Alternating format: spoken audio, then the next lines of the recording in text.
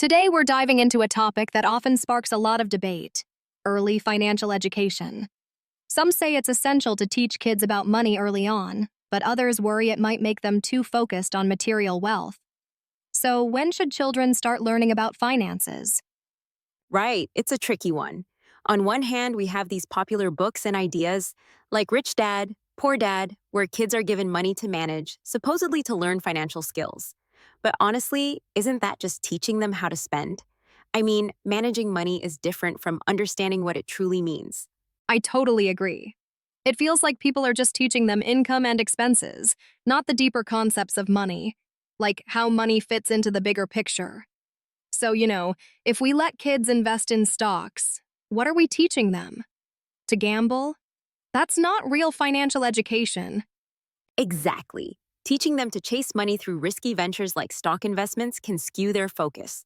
What's important is learning how to use money wisely, not just to earn it, but to live with it meaningfully.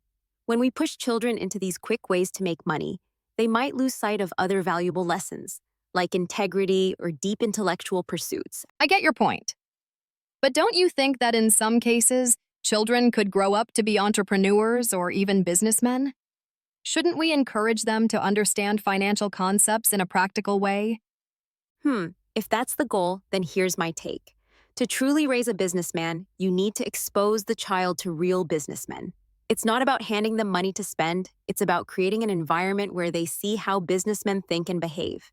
Like having businessmen visit your home, engage with the child, and even give them small tokens. That's the kind of exposure that can make a difference. That's interesting. It's more about the environment and the people you surround them with, isn't it? So if a child is around a scientist, they might grow up to be a scientist. If they're around educators, they might lean that way. It's about the energy being infused. Exactly. The law of grand nature, as they say. It's not just about what the child is taught, but about who influences them. So if they're around someone who's constantly engaging with them in a certain field, that energy gets absorbed. A child raised in a house full of entrepreneurs won't just wake up one day wanting to be a teacher, they'll be drawn toward business. It's about the direction of that energy. I like that. It's not always about hard work or textbook learning. It's the energy and the people that influence a child. But let's talk about something else. If a child grows up around teachers, would they inevitably become one? Oh, that's a tough one. Teaching right now is seen as a stable career, but it's tough to become a renowned teacher. Teachers often struggle financially, even though they work hard. So if you want your child to be a teacher, you need to look deeper. Why are they drawn to that path? True, but isn't teaching such a noble profession? Doesn't it offer stability? Stability, yes, but it's still a job. And teaching as a job shouldn't be the goal. It's about becoming someone who teaches, not just doing it for a paycheck. We need to reframe how we view these careers. Being a teacher shouldn't be reduced to a mere job. It should be about a mission, a passion for imparting knowledge. Wow, that's a powerful distinction.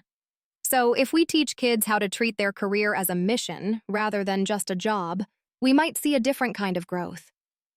A teacher can inspire, but they shouldn't be pigeonholed into being just a teacher.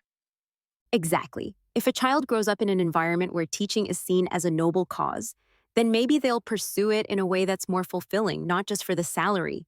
But right now, it's hard because teaching has become just another job, with all the limitations that come with it. And I think that's where the problem lies: how we define success. We need to shift our mindset from just working to doing what we love and making an impact. Yep, we need to make sure kids understand that success isn't about just getting by. It's about the energy you put out and the impact you make. Now, let's wrap up with this.